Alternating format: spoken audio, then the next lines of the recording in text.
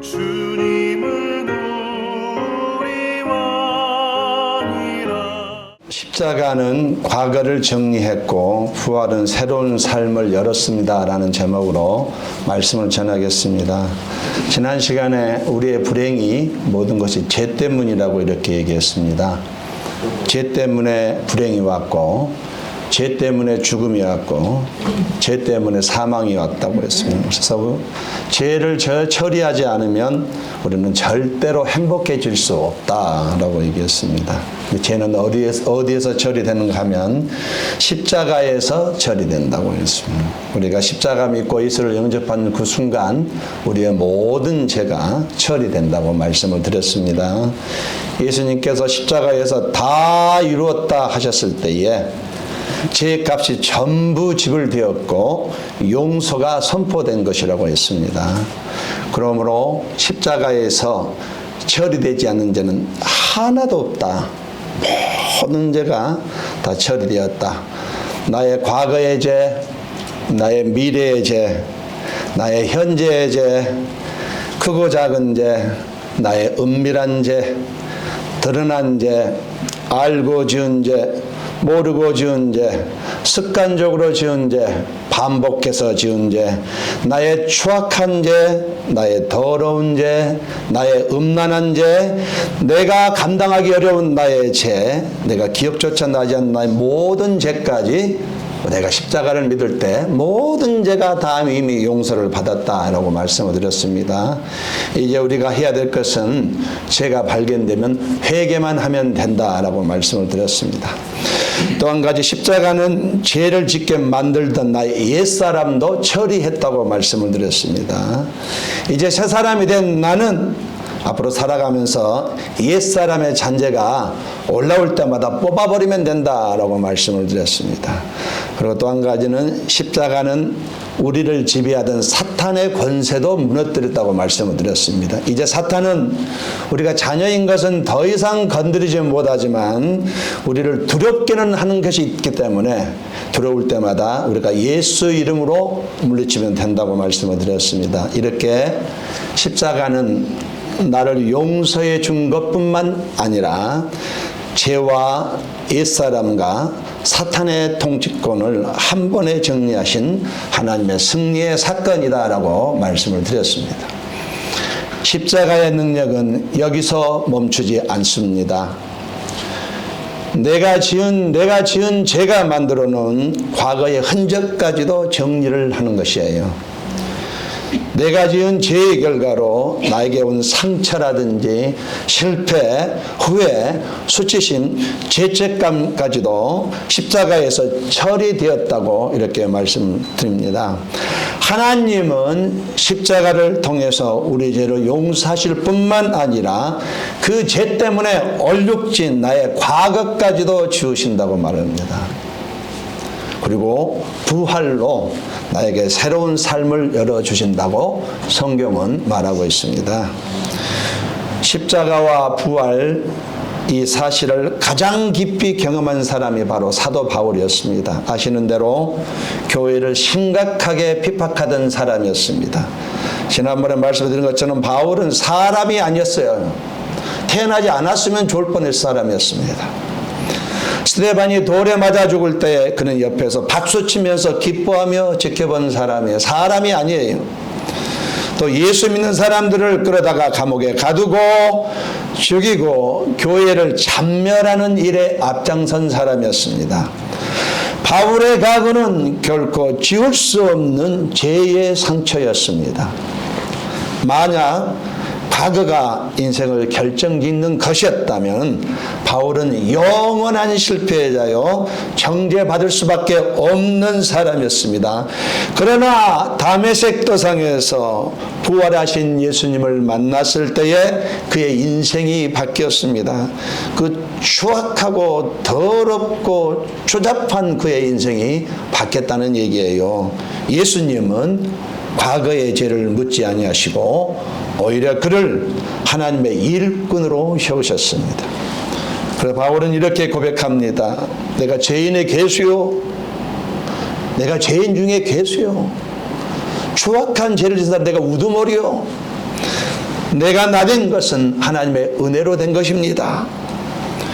이렇게 십자가는 죄와 과거를 끝냈고 부활은 새로운 삶을 열어줬다고 그는 신약 성경에서 무수히 고백하고 있습니다. 그 이후 바울은 과거의 죄책감 속에 전혀 묶이지 않고 오히려 복음을 전하는 사도로 담대히 새로운 삶을 살아갔던 것입니다. 바울은 부활하신 예수님을 만난 후에 완전히 새로운 사람이 되었어요. 사람 같지 않던 사람이 부활하신 예수님을 만난 다음에 완전히 새로운 사람이 되었다고 성경이 소개하고 있습니다.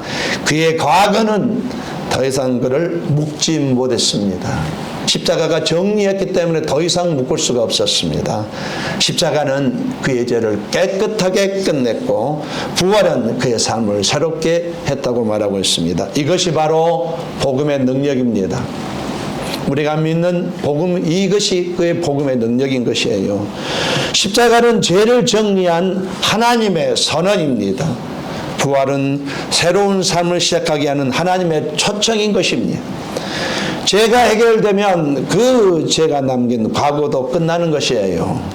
하나님은 십자가로 우리의 과거를 끝냈고 부활로 우리에게 새로운 시작을 열어주었습니다. 그러므로 그리스도인은 더 이상 과거의 사람이 아닌 것이에요. 새 생명을 받은 사람입니다. 새롭게 삶을 살아갈 수밖에 없는 존재예요. 믿으시면 아멘 하시겠습니까? 그렇다면 우리는 남은 인생 새로운 삶을 사는 사람인데 대체 어떻게 살아야만 새로운 삶을 살아갈 수 있겠습니까? 오늘 본문 짐작하시는 대로 한마디로 정리하면 십자가는 과거를 정리했고 부활이 새로운 삶을 열었다. 이것이 오늘 핵심 포인트예요. 이 본문의 핵심 포인트입니다. 십자가는 우리의 과거를 정리했고 부활은 나에게 새로운 삶을 열었다.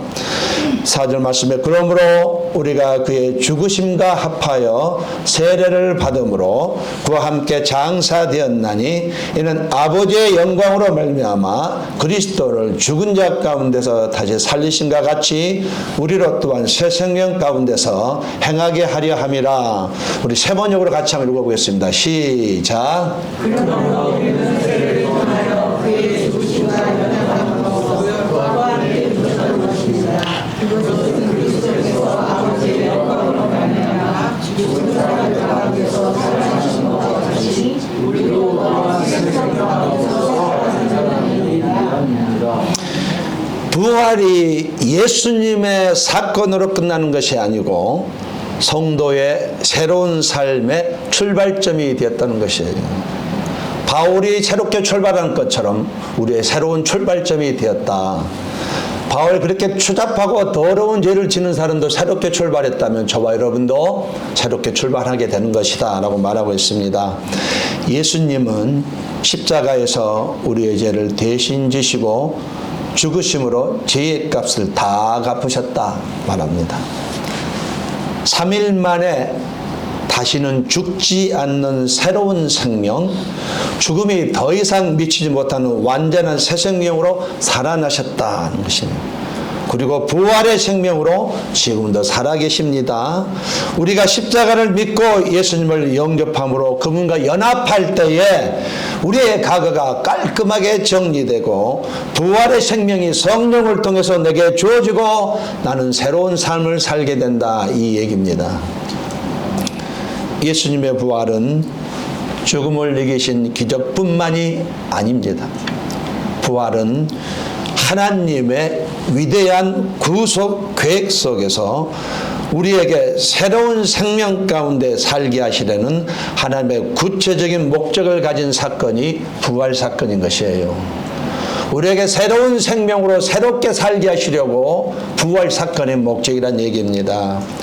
십자가는 과거의 죄와 과거를 정리하고 부활은 새 생명의 날입니다. 부활은 새롭게 시작하는 날입니다. 예수님이 다시 살아나셨기에 무덤을 이기셨기에 우리의 죽음 역시 우리가 죽음이 아니라 생명으로 살아가는 것이에요. 절망이 아니라 소망으로 살아갑니다. 과거가 아니라 이제는 미래를 향해서 걸어갈 수 있게 되었다. 이게입니다. 베드로가 예수님을 3번이나 부인했습니다. 나는 예수님을 알지 못합니다. 아주 강력하게. 마지막 3번째는 만약에 내가 예수님을 알면 내 손가락에 장을 지지겠습니다. 이렇게 거절한 사람이에요. 결정적인 순간에 예수님을 부인한 그의 말이 그의 양심을 찔렀습니다. 그는 밖에 나가서 통곡을 했잖아요. 자신의 실패와 부끄러움, 참 추악함, 죄책감 때문에 다시 일어날 용기도 잃어버렸습니다. 그리고 갈릴리 고향으로 가서 숨었습니다. 그러나 부활하신 주님이 갈릴리 호숫가로 그를 찾아가셨어요. 할렐루야. 부활하신 주님이 그를 찾아가셨습니다. 조용히 물으셨습니다. 요한의 아들 시몬아, 내가 나를 사랑하느냐? 베드로의 대답은 주님, 내가 주님을 사랑하는 줄 주께서 아십니다. 3번째 대답은 무슨 대답이에요? 우리식으로 표현하면요. 주님, 내가 주님 앞에 추악하고 더러운 죄를 지었지만은 내가 주님을 얼마나 뜨겁게 사랑하는지 주님이 나보다 더 잘 아시잖아요. 이렇게 대답한 거예요. 3번의 부인은 3번의 예수님의 부인은 3번의 사랑의 고백으로 바뀌게 된 것이에요. 예수님을 말씀하셨습니다. 내 양을 먹이라. 그런 사람에게도 내 양을 먹이라. 베드로는 더 이상 실패한 제자가 아니었습니다. 부활하신 주님을 만난 그날 그는 새로운 삶의 부르심을 받았어요. 그의 인생은 과거의 죄책감이 아니라 부활 생명의 능력으로 새로운 삶을 시작했다는 얘기인 것입니다. 하나님은 우리를 살리신 것뿐만 아니라 새롭게 살아가도록 우리를 부르셨어요. 십자가는 죄와 과거를 분명히 끝냈고 부활은 새로운 삶을 살게 하였습니다.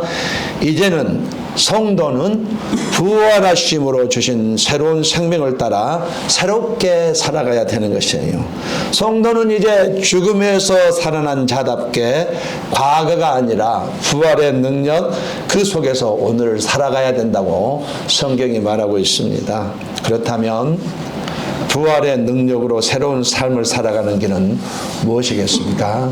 우리 3가지 같이 은혜를 나누겠습니다. 첫 번째로 저와 여러분이 새로운 삶을 살려면은 이제는 더 이상 과거에 묶이지 말고 가셔야 돼요. 과거는 잊어버리셔야 돼요. 과거를 자꾸 들쭉거리면 안 돼요. 내가 옛날에 이렇게 잘못했는데 더 이상 들쭉거리지 말라는 얘기, 깍듯이 잊으라는 얘기예요. 6절 말씀, 우리의 옛사람이 예수와 함께 십자가에 못 박힌 것은 죄의 몸이 죽어 다시는 우리가 죄에게 종노릇하지 아니하려 함이니. 과거에 나는 이미 십자가에서 끝났습니다. 옛사람이 십자가에 못 박혔다고 바울은 지금 말하고 있는 것이에요. 예수님의 십자가는 나의 죄로 용서했을 뿐만 아니라 죄로 인해 묶였던 나의 과거까지도 끝내셨다는 뜻이에요. 그러므로 그리스도인은 과거의 사람으로 살 수 없다라고 말하는 것입니다.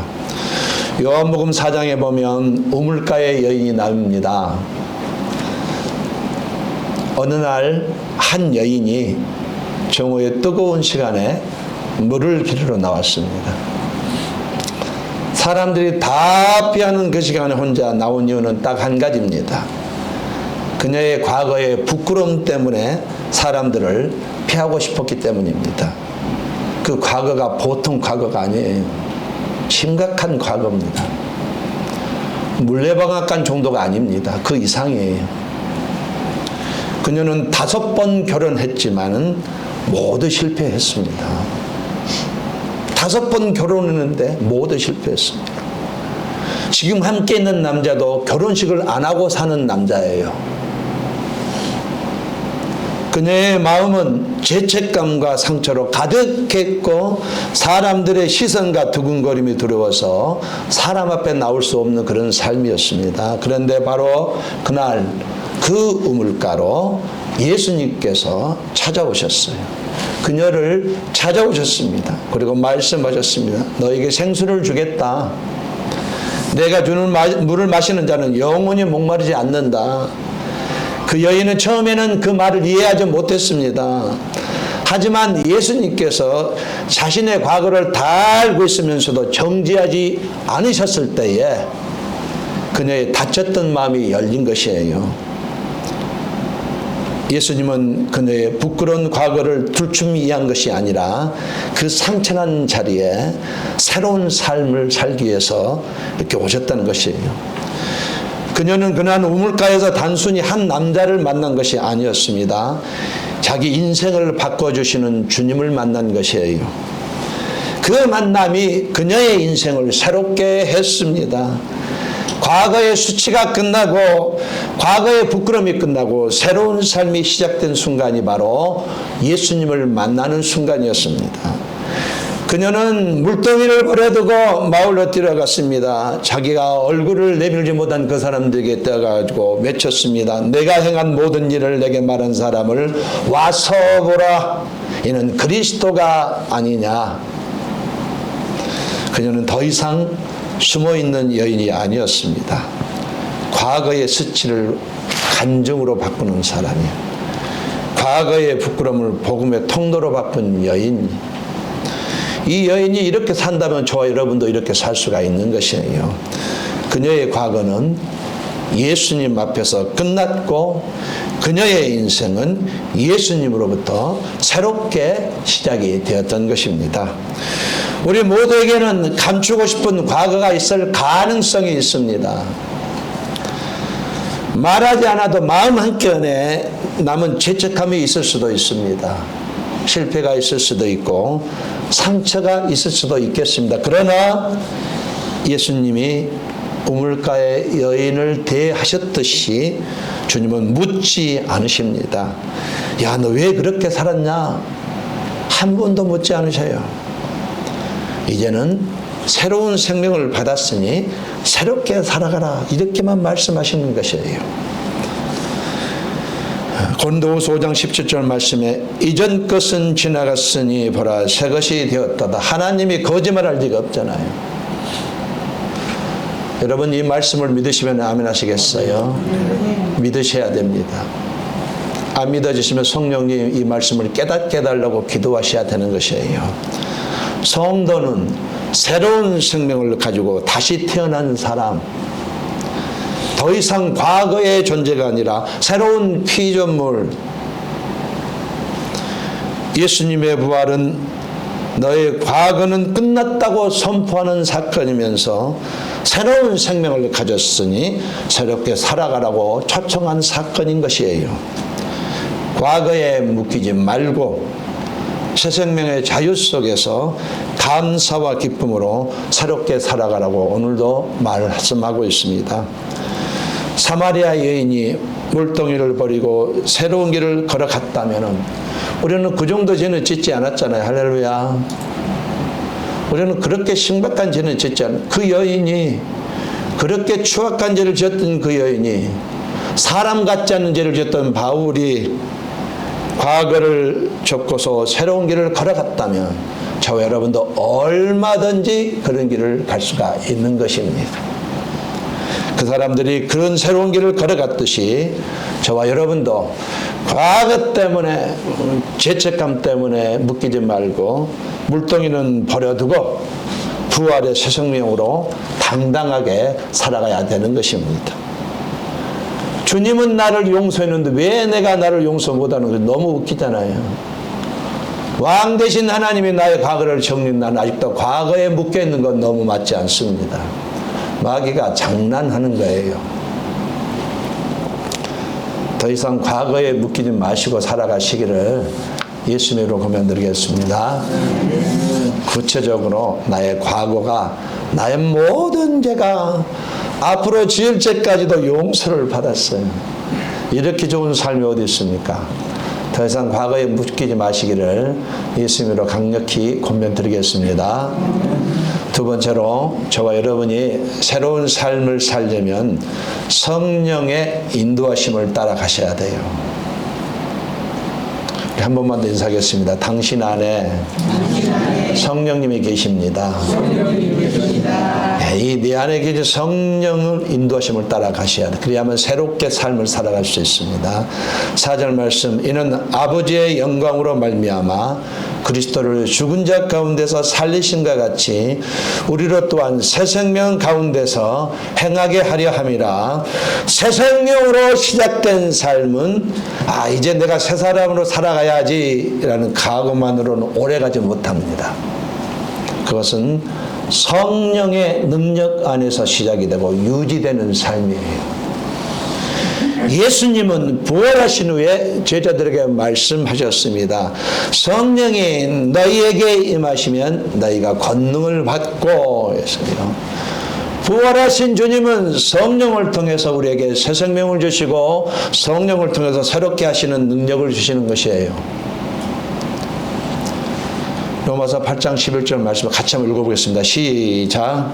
예수를 죽은 자 가운데서 살리신 이의 영이 너희 안에 거하시면 그리스도 예수를 죽은 자 가운데서 살리신 이가 너희 안에 거하시는 영의 말미암아 너희 죽음으로 살리시니라.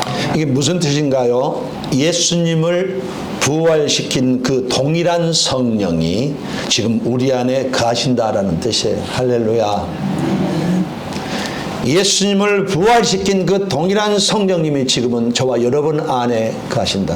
우리 몸을 성전 삼아서, 우리 몸을 거처 삼아서, 우리 몸을 하나님의 집 삼아서 내 안에 계신다고 뜻입니다. 그러므로 우리의 삶은 명약해졌어요. 우리 안에 계신 성령 하나님 인도하심에 따라가야 되는 것이에요. 우리의 답은, 우리 삶은 정해졌습니다. 우리는 더 이상 성령의 음성에 순종하며 갈 때 더 이상 옛사람의 방식으로 살지 않고 새롭게 살아가게 된다는 것이에요. 사도행전 8장에 보면 빌립 집사님 얘기가 나옵니다. 사마리아에서 큰 부흥을 이끌었습니다.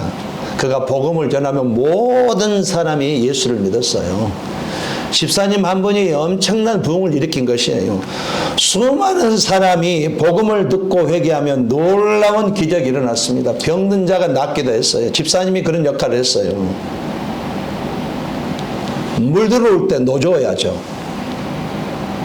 물이 빠지면 너를 못 쳤잖아요.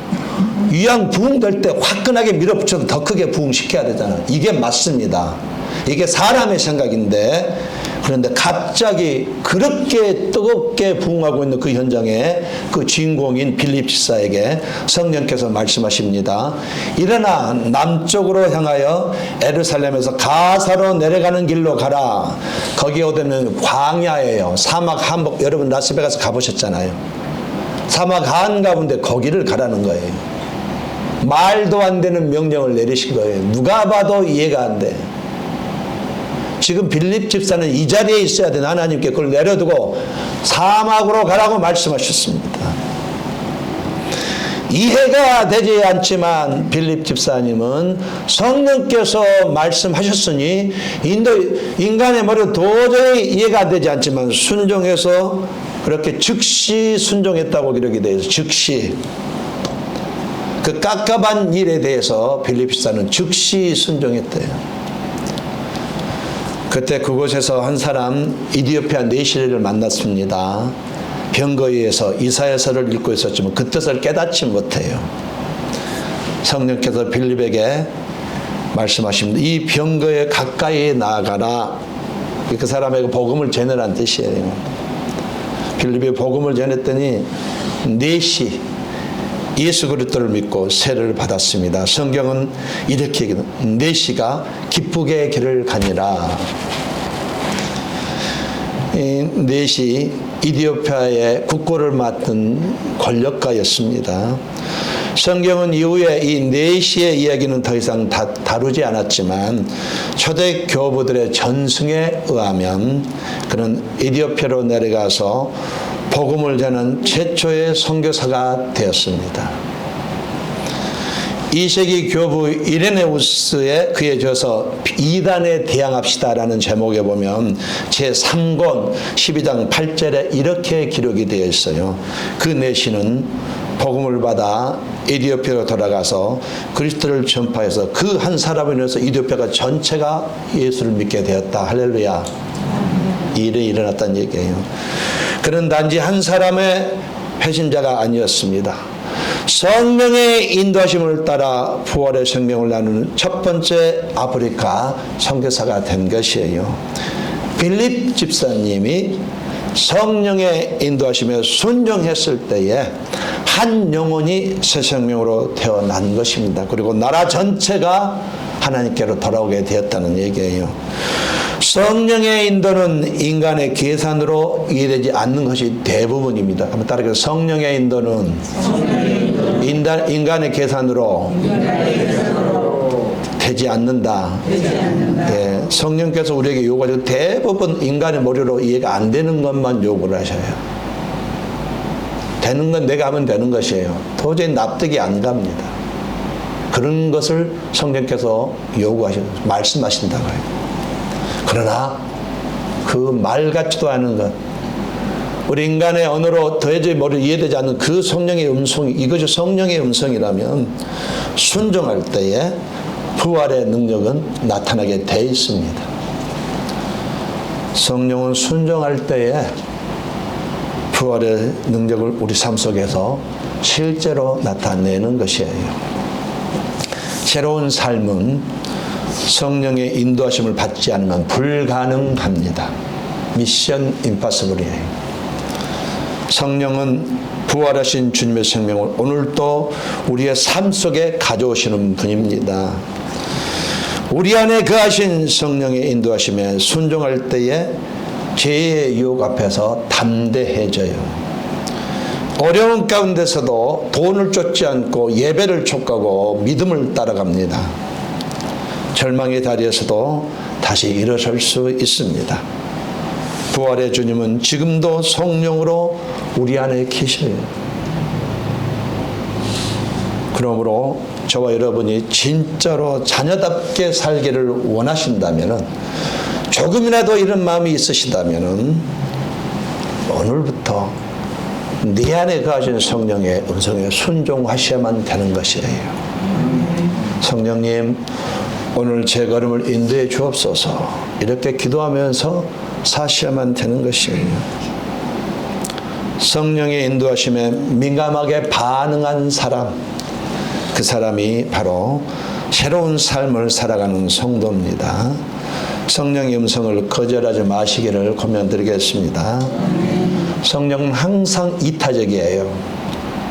따라서 성령님은 항상 이타적이다.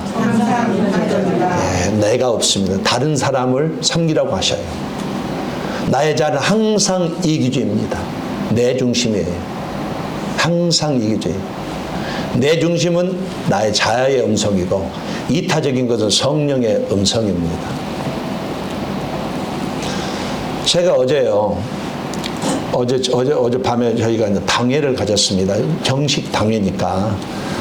당회를 가지고 집회를 갔는데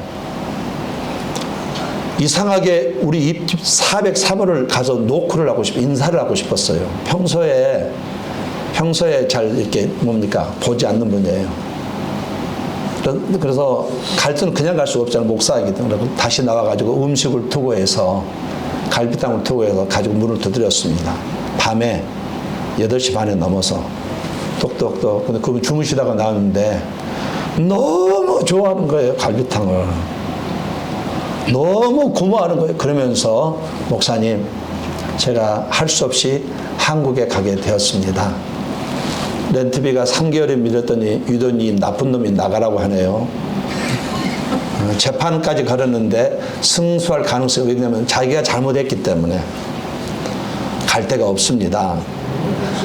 그래서 할 수 없이 한국으로 돌아가야 되겠습니다. 한국에는 어디로 가면 대구로 갑니다. 대구에 누가 두 아들이 있습니다. 아, 다행입니다. 아들이 계셨고 난 혼자 사시기를 혼자인 줄 알았는데 형님도 계시고 걱정하지 마십시오. 그래서 제가 오익근 집사님이 얘기를 해드렸어요. 그분이 지금 한국에서 참 잘 나가시거든요. 여기는 그리워하지만 편하게 사셔요. 그래서 그 얘기를 해주면서 그분이 내가 갈 때는 목사님에게 꼭 인사를 드리고 가겠습니다. 연세가 75세예요. 무슨 말을 하냐면은 성령께서 어떤 마음을 주셨을 때는 사람을 섬기고 사람을 돌보고 사람을 사랑하는 마음을 주셨을 때는 꼭 하라는 얘기. 할렐루야. 그건 내 생각이 아니고 성령께서 시키시는 거니까. 내 생각은 이기주의입니다. 남 다 기도해도 내가 기도하지 않으면 되는 거예요. 나만 편하면 되거든요. 근데 성령의 생각은 남들도 기도하니까 너도 기도해야 되지 않겠니? 이 마음을 주시는 것이에요. 남들도 다 피곤하고 힘들때 그 자리에서 기도하니까 너도 그 자리 지켜야 되지 않겠니? 이게 성령이 주신 마음이란 얘기예요. 동의하시면 아멘 하시겠어요? 성령의 음성을 거절하지 마시기를 예수님으로 권면드리겠습니다. 저희와 같이 첫 번째, 새로운 삶을 살려면 과거에 묶이지 말고 살아가야 됩니다. 두 번째, 성령의 인도하심을 따라 살아가야 돼요. 마지막 세 번째로, 새로운 삶을 살려면 하나님을 위해서 새로운 목적을 가지고 살아가야 되는 것입니다. 11절 말씀, 이와 같이 너희도 너희 자신을 죄에 대하는 죽은 자요 그리스도 예수 안에서 하나님에 대하여 살아있는 자로 여길지어다. 부활로 새 생명을 가진 사람은 인생의 방향이 달라지게 되어 있습니다. 이전에는 나를 위해서 사는 삶이었지만 이제는 하나님을 위해 사는 삶이 되는 것입니다. 십자가로 죄의 삶이 끝났다면 부활로 시작된 새로운 삶은 하나님의 뜻을 이루는 사명적인 삶인 것이에요. 이전에는 내 만족을 위해서 살았습니다. 내 성공을 위해서 살았습니다. 내 유익을 위해서 살았습니다. 내 가진 것을 자랑했습니다. 여행 한번 갔다 오면 신나게 자랑한 것이 나의 인생이었어요. 그러나 이제는 하나님의 영광을 위해서 살아가는 사람이고 이타적인 삶을 살아가는 것이에요. 이것이 새 생명을 가진 자의 정확한 삶인 것입니다. 하나님의 자녀의 정확한 삶인 것이에요. 하나님의 자녀의 삶은 이타적인 삶이에요. 따라서 하나님의 자녀의 삶은 이타적인 삶이다. 교회로서 희생하고 남을 섬기고 사랑하는 삶이 이타적인 삶 아닙니까?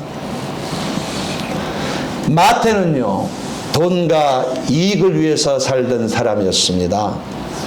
그는 세간에 앉아서 동족의 피를 빨아먹던 사람이에요. 세금을 거두며 로마의 앞잡이로 살았습니다. 비난받았습니다. 사람은 그를 죄인이라고 부르고 하나님께 버림받은 자로 여겼습니다. 세상에서는 왕따였고 아무짝에도 거들떠보지 않는 사람, 돈은 많았는데 아무도 쓸모없는 사람, 뭐 그런 사람 취급했어요. 그런데 예수님께서 지나가시면서 단 한마디 하셨습니다. 나를 따르라. 그 말씀 한마디에 마태는 즉시 모든 것을 버리고 주님을 따랐습니다. 그의 삶의 방향이 완전히 바뀐 것이에요. 이전에는 돈을 모으는 삶을 살았다면 이제는 영혼을 모으는 삶으로 바뀌었습니다. 그는 주님의 은혜를 깨달은 후에 복음서를 기록했어요. 수많은 사람들에게 예수 그리스도를 증거하는 사명자가 되었습니다. 그 돈만 밝히는 그 사람이 이제는 사명자로 샀습니다. 마태에게 주님과의 만남은 인생의 방향을 바꾼 터닝 포인트였어요. 더 이상 돈이 목적이 아니고 예수님의 목적이 되었습니다. 주님 만나고 인생의 기준이 바뀐 사람이 마태였어요.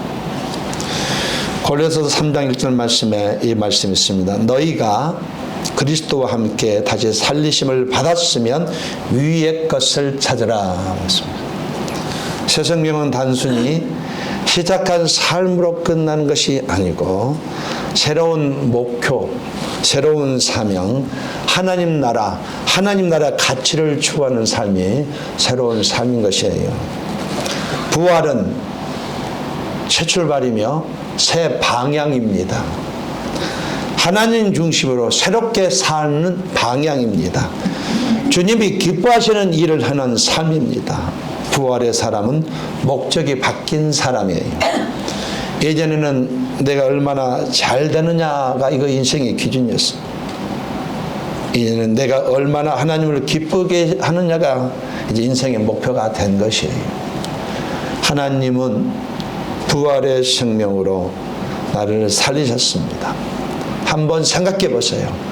아들을 죽이시면서까지 나를 살려냈어요. 그러면 밥값은 하셔야죠. 그 은혜를 받았으면 은혜값은 하셔야 될 거 아니에요.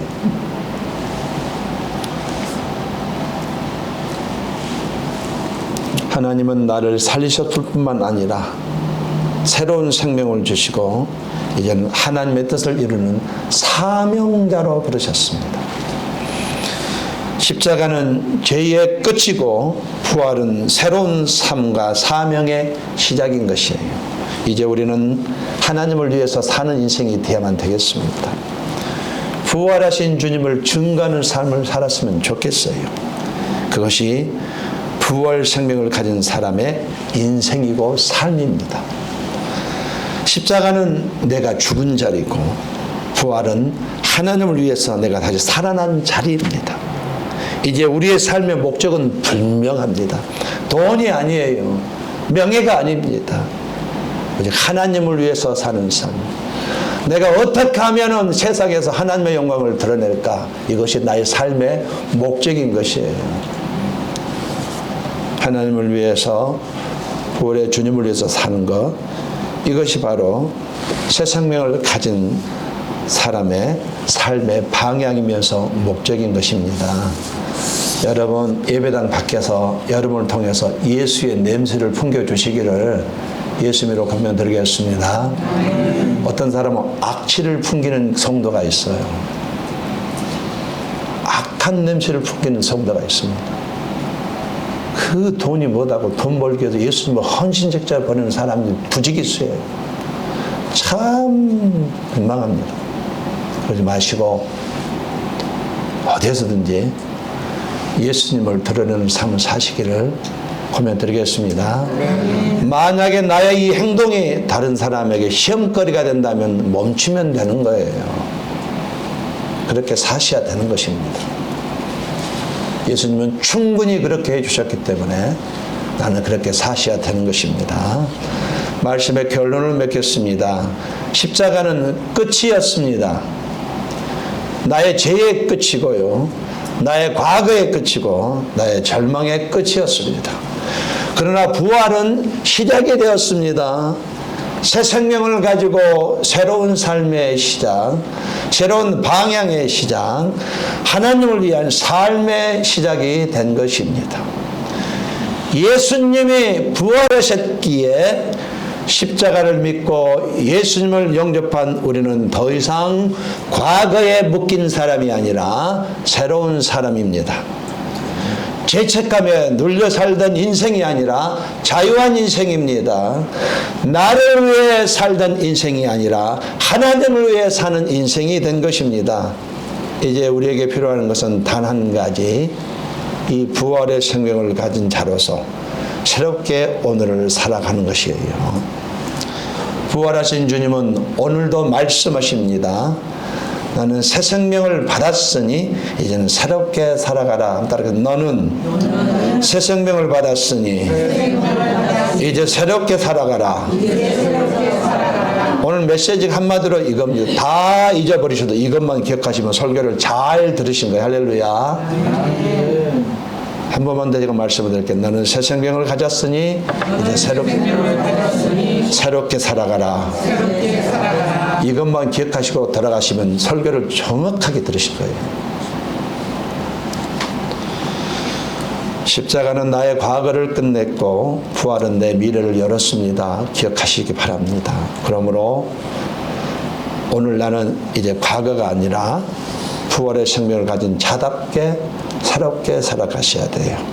더 이상 과거를 붙잡지 마시고 성령의 인도하심에 순종하십시오. 저 여러분 성령 하나님이 내 안에서 말씀하시는데 내가 무슨 배짱으로 거절하겠어요? 정신이 제대로 바뀐 사람은 거절할 수 없습니다. 하나님이 내 안에 있어서 기도 좀 하라는데 내가 왜 그 말에 순종을 못하는 거예요? 하나님이 내 안에서 그 사람에게 복음을 전하라고 하는데 내가 거절할 이유가 어디에 있습니까? 하나님이 내 안에서 그 사람을 위해서 돌보라는데 사랑하라고 하는데 내가 왜 거절을 해야 되는 것이에요? 거절할 아무 건덕지도 없어요. 그냥 순종하시면 되는 것입니다. 이타적으로 사시기 바랍니다. 하나님을 위해 사는 새로운 목적을 붙들고 가시기 바랍니다. 그것이 바로 저 여러분의 남은 삶의 목적이고 목표이며 방향입니다. 남은 인생 새 생명으로 성령의 인도하심을 따라 사시다가 시상대 앞에 서서 주님 앞에 주님 나 최선을 다하다 왔습니다. 이렇게 자신 있게 고백하는 여러분이 되시기를 예수님으로 간절히 축원합니다.